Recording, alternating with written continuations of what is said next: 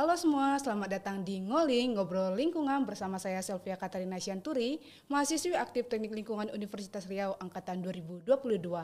Nah, di episode kali ini kita bakal ngebahas sebuah tema yang erat dan dekat dengan kehidupan kita sehari-hari, yaitu mengapa kuliah teknik lingkungan itu penting untuk masa depan di tengah isu krisis iklim, polusi udara, bahkan sampai ke permasalahan sampah plastik, perlu peran seorang teknik lingkungan. Nah, untuk menggali lebih dalam, kami sudah menghadirkan seorang narasumber. Beliau merupakan seorang dosen teknik lingkungan yang akan membagi pengalaman serta pandangan kepada kita semua. Langsung saja kita sapa narasumber kita. Halo Pak Ferdi. Halo, terima kasih Mbak Selvia ya. Halo teman-teman Ngoling. Perkenalkan nama saya Ferdi Asari Sawal. Biasa saya dipanggil Ferdi. Untuk sekarang profesi saya sebagai dosen teknik lingkungan di Universitas Riau. Dan saya juga adalah alumni dari teknik lingkungan Universitas Riau. Sebelum kita mulai ngobrol lebih dalam nih Pak, saya penasaran awalnya apa sih yang membuat Bapak tertarik masuk jurusan teknik lingkungan? Sebenarnya ini ya, saya dulu juga nggak tahu apa itu teknik lingkungan ya. Tapi dari kecil itu saya ada suatu kebiasaan gitu. Kebiasaannya gini, saya sering itu nyimpan sampah di kantong atau di saku gitu. Jadi saya itu habis jajan atau habis beli sesuatu gitu yang ada sampahnya. Nah itu biasanya saya simpen dulu gitu di kantong atau di saku celana gitu kan, sampai ketemu tempat sampah gitu. Nah itu nggak tahu, itu tercipta sendiri kebiasaan itu gitu. Mungkin waktu masih kecil saya ya orangnya lurus-lurus saja gitu kan. Ketika guru atau orang tua saya yang nyampaikan jangan buang sampah sembarangan nak gitu kan. Jadi tertanam dengan diri saya gitu, harus buang sampah itu di tempatnya gitu kan. Sampai kadang kalau misalnya di sekolah atau di mana nggak ketemu tong sampah itu sampai saya bawa pulang gitu. Sampahnya gitu. Mungkin nggak tahu apakah saya takut bersalah gitu kan, ada yang bilang kebersihan sebagian dari iman gitu kan. Nah itu nggak tahu, kebiasaan itu emang timbul sendiri gitu kan. Saya tuh orangnya nggak bisa lihat sampah berantakan gitu. Kan waktu SD pun saya kalau teman saya piket gitu saya ikut bersihkan karena risih saya sampah berserakan segala macam. Mungkin dari kecil udah ada OCD-nya juga ya kali ya. Jadi ketika SMP saya ada sepupu yang jurusan teknik lingkungan juga. Jadi beliau juga salah satu yang menginspirasi saya kenapa ngambil teknik lingkungan. Dan kebetulan kebiasaan saya ini kayaknya memang Ngalir ya Pak ke teknik lingkungan. masih nyambung juga lah kebiasaannya gitu kan. Iya. Jadi selain dia teknik gitu kan, dulu kan kalau masuk teknik ya wah laki kali gitu kan. Orang masuk teknik itu bukan orang sembarangan gitu. Tambah lagi ini sepertinya cocok dengan lingkungan gitu. Tambah lagi sepupu itu dia selesai kuliah itu langsung kerja di industri gitu. Jadi makin terbukalah pikiran tentang teknik lingkungan. Jadi dari SMP pun saya udah menargetkan saya bakal kuliah di teknik lingkungan. Orang kan biasa dari baru SMA baru kepikir gitu kan. Iya. Tapi kalau saya dari SMP udah menerapkan ini, kayaknya saya akan lanjut ke teknik lingkungan gitu. Ternyata Bapak sudah berambisi dari SMP ya Pak? Ya, jadi sampai sekarang pun nggak ada penyesalan gitu saya ngambil teknik lingkungan. Kan itu di keluarga Bapak. Biasanya kalau kita jumpa orang kan sering nanya, sekarang lagi ngapain, lagi kuliah di mana, teknik lingkungan. Orang udah familiar nggak Pak dengan teknik lingkungan? Oke, kalau dulu ya, dulu belum lah ya. Bahkan sampai saya masuk itu 2015, teknik lingkungan itu di Indonesia masih sangat sedikit gitu. Bahkan kalau kita hitung di Sumatera itu sekitar ada 4 kayaknya. UNRI, UNAN, Unbari itu Universitas Batanghari, sama UIN Naraniri di Aceh. Nah untuk sekarang itu makin banyak gitu. Kalau nggak salah saya itu lebih dari 10 kayaknya di Sumatera udah ada teknik lingkungan. Bahkan di Pekanbaru pun ada 2 teknik lingkungan sekarang gitu kan. Nah kalau dulu mungkin orang taunya teknik lingkungan ya mungkin cuma mengolah sampah aja gitu. Bahkan kalau ada juga kayak agak terhina sedikit lah gitu. Kamu kan teknik lingkungan ya udah ini urus sampahnya gitu kan. Sampai sekarang kayaknya sampai sekarang gitu juga. Masih kayak gitu Pak. Ya kayak gitulah kira-kira kalau di pandangan masyarakat dulu sepertinya masih belum tahu ya. Kalau sekarang kayaknya udah mulai aware untuk jurusan ini gitu. Kalau bicara soal masa depan rasanya lulusan teknik lingkungan ini punya peran besar kan Pak. Menurut Bapak, kenapa sih kuliah teknik lingkungan itu menjadi penting di era sekarang dan era masa depan? Oke, seperti yang kita lihat lah ya, masalah ini ya lingkungan ya, masalah lingkungan makin kesini makin kompleks gitu. Baik itu dari pencemaran air, pencemaran tanah, pencemaran udara ya, emisi di mana-mana gitu, peningkatan krisis iklim ya. Nah, itu kan makin banyak ya, makin banyak. Nah, itulah kenapa penting jurusan teknik lingkungan itu nanti kita berperan di sana bisa sebagai garda terdepan atau garis terdepan untuk menyelesaikan masalah lingkungan. Jadi kalau adik-adik yang baru masuk gitu kan, sepertinya salah jurusan gitu, ketahuilah kalau itu ini ya, kamu itu udah melakukan satu tahap menuju pekerjaan yang apa ya, Yang termasuk mulia ya, yang Pak? termasuk mulia ya, karena kita ikut membantu menjaga, memperbaiki lingkungan. Bapak berarti setuju dong dengan opini kalau lulusan teknik lingkungan itu merupakan seorang dokter lingkungan. Dokter lingkungan bisa ya, jadi bisa jadi. Menurut Bapak untuk saat ini, kayak mana sih peranan atau kontribusi seorang lulusan teknik lingkungan untuk mengatasi permasalahan yang ada di Indonesia? Banyak nih Pak permasalahan kita, TPA udah mau penuh, air bersih kita semuanya belum dapat, emisi kuat kali, apalagi kalau kebakaran hutan kita bagi ke tetangga kita, itu gimana Pak kontribusi seorang teknik lingkungan? Oke, kita kan belajar di teknik lingkungan ya. Berarti kita belajar ilmu tentang cara menjaga, mengelola lingkungan gitu.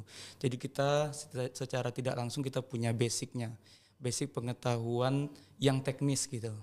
Jadi kita tahu juga bagaimana sistematika lingkungan itu, bagaimana lingkungan itu bekerja gitu. Nah, karena kita punya ilmunya, kita bisa punya kontribusi lebih gitu untuk di Indonesia. Nah, di Indonesia itu makin ini ya kompleks ya masalahnya ya. Iya, Pak. Kalau dulu mungkin yang kita tahu cuma sampah gitu, sampai sekarang ke air pun juga. Misalnya di Riau ini, di Pekanbaru, nah itu Sungai Siak sekarang itu udah ada perdanya, nggak boleh kita buang sampah di sana gitu kan. Nah itu sudah makin kompleks ya. Nah kontribusi kita, nah itu karena kita punya ilmunya, nah kita bisa berkontribusi di bidang swasta ataupun di pemerintah. Nah, kalau kita nanti sebagai lulusan teknik lingkungan bekerja di pemerintah, mungkin kita bisa mungkin kita nanti punya jabatan atau menjadi seorang yang penting di pemerintahan, mungkin kita bisa bantu menyusun kebijakan-kebijakan yang menguntungkan lingkungan gitu. Terutama kita kan dari ini ya, dari kuliah kita tahu gimana misalnya ada swasta yang mengakal-ngakali gimana untuk membuang limbah gitu. Nah, kita kan tahu gitu gimana peluang-peluang yang mungkin harus kita tutup mungkin dengan kebijakan yang kita keluarkan. Terus juga kalaupun kita nggak menjadi orang penting di sana, misalnya kita kerja di dinas lingkungan hidup, mungkin kita bisa mengevaluasi. Sekarang kan banyak ini sebenarnya kita apresiasi juga pemerintah kita karena sudah membuat beberapa kebijakan yang memang menguntungkan lingkungan. Misalnya itu kita perusahaan atau swasta itu wajib membuat dokumen lingkungan untuk memenuhi perizinan lingkungannya atau sekarang namanya persetujuan lingkungan. Nah itu dibagi lagi, sebelum itu harus mengurus persetujuan teknis. Nah itu adalah kajian lingkungan, itu ada persetujuan teknis air limbah, udara, B3. Nah itu hampir semua aspek kita bahas di sana gitu. Jadi itu perlu juga kita apresiasi pemerintah karena itu menjadi wadah kita untuk mengevaluasi atau layakan dari suatu kegiatan itu boleh lanjut atau tidak gitu kan. Nah itu dari pemerintah ya. Iya, Pak. Nah kita bisa bantu mengevaluasi dokumennya dan lain sebagainya. Kalau kita dari swasta mungkin kita bisa jadi agen untuk ini perubahan di swasta, misalnya menjadi orang yang bisa dipertanyakan, orang yang menjadi ini ya mengasih solusi ya. Nah jadi pertimbangan dari bos kita, mungkin mereka mau melakukan kegiatan, kita coba kasih pandangan-pandangan dari segi lingkungan, mungkin ada dampaknya yang mereka tidak terpikir mungkin. Nah itu salah satunya di bidang swasta. Apa saja sih Pak tantangan terbesar seorang lulusan teknik lingkungan waktu terjun langsung ke lapangan untuk mengatasi permasalahan-permasalahan yang kita bilang tadi? Tantangannya banyak ya, tapi yang menurut saya ini ya tantangan yang besarnya itu adalah masyarakat, edukasi masyarakat. Nah, kita sebagai teknik lingkungan ya mungkin sekarang udah makin banyak gitu kan. Tapi kalau kita bandingkan dengan penduduk Indonesia yang sekitar 270 juta ya atau 280 ya sekarang ya. Nah, itu di teknik lingkungan berapa persen cuma yang bisa gitu kan. Iya. Nah, kalau kita saja yang mengubahnya tanpa masyarakat tidak kita edukasi pentingnya, misalnya pentingnya membuang sampah, pentingnya menjaga lingkungan gitu. Nah, itu ya tidak terjadi apa-apa gitu, tidak akan berhasil juga. Jadi perlu kerjasama ya antara masyarakat sama kita lulusan teknik lingkungan sama pemerintah. Nah, itu harus semua unsur ya harus ikut bersama gitu. Nah, itu tantangan dari kita sebagai lulusan teknik lingkungan itu adalah mengedukasi masyarakat. Sampai sekarang Bapak udah pernah menghadapi tantangan tersebut? Sudahlah. Gimana Pak Jadi cara masyarakat ini ngatasinya? kan tidak hanya masyarakat awam ya, Iya, swasta juga adalah masyarakat Indonesia juga gitu kan, yang betul. kerja swasta. Jadi ketika kita misalnya membuat, ini kebetulan saya sebelumnya kerja di konsultan lingkungan ya, jadi buat dokumen-dokumen gitu kan. Ada beberapa misalnya pengolahan air limbah gitu, kita menyarankan seperti ini harus seperti ini gitu. Mereka kan taunya oh biayanya besar gitu. Iya, Ini kan biayanya aja. kita dapat apa dari sini gitu kan. Nah, itu perlu kita kasih pemahaman gitu, manfaatnya apa, kalau kita olah gimana. Terus nanti kalau misalnya kita tidak olah dampak sosialnya seperti apa. Nanti kan air limbah itu akan dibuang ke misalnya ke sungai. Nanti sungainya mengalir ke masyarakat. Nah, nanti akan berdampak dan akan berdampak kepada perusahaannya sendiri. Nah, itu salah satunya. Oke. Sekarang Pak kita masuk ke alasan mahasiswa masuk teknik lingkungan. Biasanya nih orang masuk teknik lingkungan katanya pingin teknik, tapi yang nggak perlu hitung-hitungan. Kebanyakan biologi katanya Pak. Yang kedua tuh katanya bakalan punya prospek kerja yang lebih besar, jadi bebas memilih apa aja. Menurut Bapak, apakah kedua alasan itu emang benar atau ada kekeliruan? Oke, karena teknik ya tadi ya. Iya. Teknik sama Katanya teknik tapi nggak nggak ada nggak hitung-hitungan. capek hitung-hitungan, Terus biologi aja, sama prospek kerjanya luas. kerjanya luas. Udah nggak ngitung, prospek kerjanya luas. Kalau nggak ngitung salah sih sepertinya. Mungkin Iya. dipertimbangkan lagi di semester awal ya. Apakah mau pindah jurusan atau seperti apa. Tuh. Tapi kalau dibilang perhitungan yang kompleks, yang berat kali, itu menurut saya tidak ya.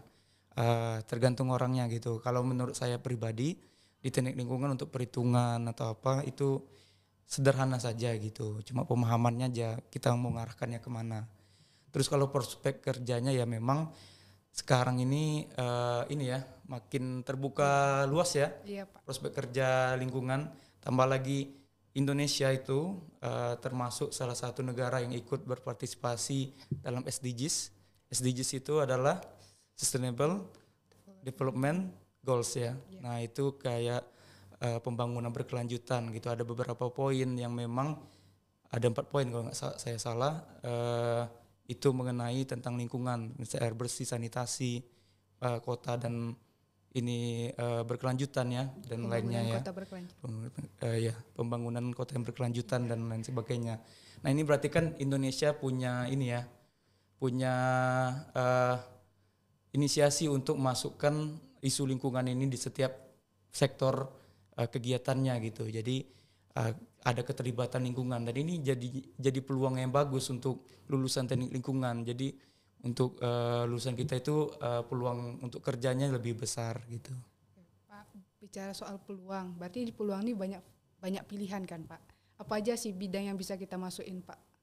Oke, kalau bidang ya, ini banyak sekali pilihannya kalau Iya. teknik lingkungan. Ya, kalau mungkin dari ini ya sektor kita bagi ini ya sektor pemerintah sama Swasta. lah ya. Kalau sektor pemerintah itu ya pasti di Dinas Lingkungan Hidup ya. Itu ada bagian pencemaran, bagian sampah, bagian persetujuan lingkungannya gitu kan. Itu kita orang-orang kita lah rata-rata yang ngisi gitu. Terus kalau di bidang di kementerian juga ya. Kalau di bidang ini swasta, nah itu lebih besar lagi. Biasanya kita banyak lulusan kita itu di HES ya, Health Safety Environment and Safety ya. Nah jadi di K3L lah ya kalau bahasa Indonesianya. Nah itu rata-rata di sana. Terus juga ada di bagian ISO 14001 ya tentang sistem manajemen lingkungan. Terus ada juga di bagian proper itu penilaian lingkungan. Jadi pemerintah ini bagus juga gitu mengadakan proper. Jadi perusahaan itu harusnya berlomba-lomba untuk mencapai proper terbaik ya. Nah kalau bisa emas gitu kan. Nah dengan cara ya berarti dia harus mengelola lingkungannya dengan baik gitu. Ada nilai lebih yang harus dicapainya gitu. Nah itu orang-orang kita ya juga yang ngurus harusnya gitu. Terus di bidang swasta yang lain bisa jadi kayak konsultan lingkungan, kita ngurus perizinan, bisa konsultan proper juga gitu. Terus kita juga banyak juga di K3 ya, karena kita masih nyambung juga ke K3 gitu. Bahkan alumni kita juga banyak yang bekerja di K3, terutama yang di migas ya. Kan banyak bidang nih Pak yang bisa dimasukin oleh seorang lulusan teknik lingkungan. Menurut Bapak keterampilan apa saja sih yang harus dipersiapkan oleh lulusan teknik lingkungan untuk menghadapi dunia pekerjaan? Oke, jadi sebagai lulusan itu kita harus selama kuliah itu harus mengumpulkan ya hard skill sama soft skill ya. Nah mungkin soft skill kita bisa dapat dari kita bersosialisasi ya dari himpunan, bisa kita ikut BEM. Nah itu melatih jiwa kepemimpinan kita, bagaimana kita berkomunikasi sama orang gitu, orang banyak gitu. Jadi ketika kerja itu tidak kikuk lagi gitu. Itu salah satunya.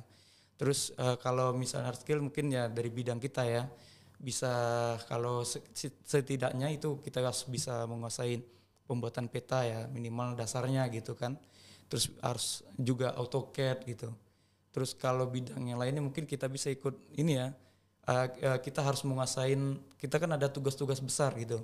Nah tugas besar itu kan sebenarnya salah satu cara untuk mahasiswa dapat soft skill gitu. Atau paham di bidang itu, kenapa ada tugas besar AMDAL, ada tugas besar SPAL, SPAM. Nah itu harus karena itu biar kita mendalami gitu. Jadi ketika kerja kita sudah tahu dasarnya, walaupun ketika kerja kita itu kembali ke zero ya, tapi setidaknya kita tahu apa yang harus kita lakukan gitu, tidak kosong kali gitu. Oh jadi waktu Bapak sebelum jadi dosen kan jadi konsultan lingkungan, itu Bapak masih emang belajar dari awal lagi atau sebenarnya tinggal menyesuaikan? Ya kalau misalnya ini ya dari regulasi mungkin belajar ulang lagi gitu ya. Nah jadi harus baca lagi gitu. Mungkin sebelumnya ya tahu dasar, tapi setidaknya kita tahu. Kalau misalnya tidak sama sekali tahu gitu, kita mau nyari informasinya kemana itu tidak terarah gitu.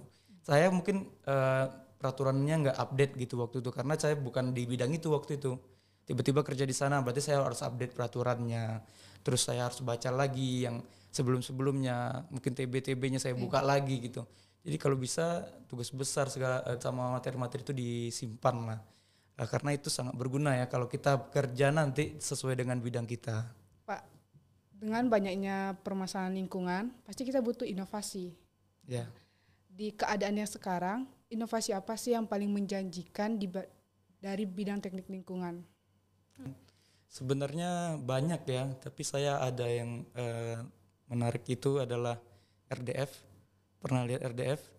Apa tuh Pak? RDF itu kayak dia itu sebenarnya energi, bisa termasuk energi EBT ya, energi baru dan terbarukan gitu.